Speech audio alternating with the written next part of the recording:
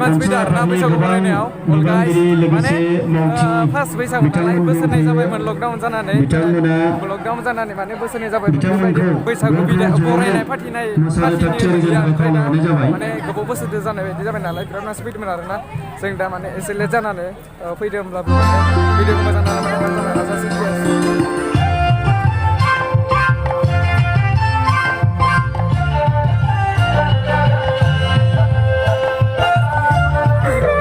माने बैसागु बरायनायाव बिराद सेल्फि लादों माने मानसिफोरा माने गोदान माने बिराद स्टाइल साजायनाय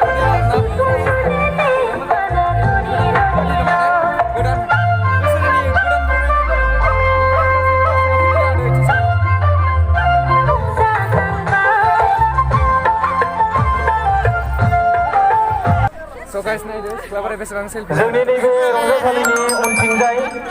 मेजिक गारि दंफैयो सानजारि नोगोरनि क्रिस्टि हान्जा नोंथांमोनखौ गासैखौबो बैथिं जोंनि बे रंजासालिनि उनथिंजाय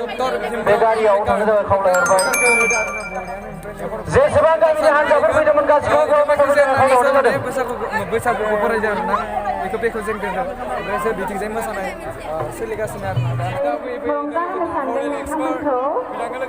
गासैबो रंजानांगौ बिथांनि चेनेलखौ लोगोफोर साबस्क्राइब खालामना हो आरो मोजां मोनोबा भिडिअखौ लाइक खालाम कमेन्ट खालाम आरो हायोबा शेयार खालामना हो लोगोफोर बिथांखौ मदद खालाम आरो ना थाबैनो माने हेफाजाब होनानै जाहाथे के थांहो थाबैनो मार्किं बानाय आरो ना लोगोफोर बिथांनि चेनेलखौ बिथाङाबो मोनसे चेनेल दङ फरेन एक्सपार्ट ओमफ्राय बिथांनि चेनेलखौ थाबैनो मोजाङै के मोनहैहो ओमफ्राय थाबैनो जाहाथे बर' हारिनि गेजेराव सिनायथि मोजां माने सिनायथि गालांनो नागिरदों बिथाङा मोजाङै हेफाजाब खालामबाय थाबानो जाबाय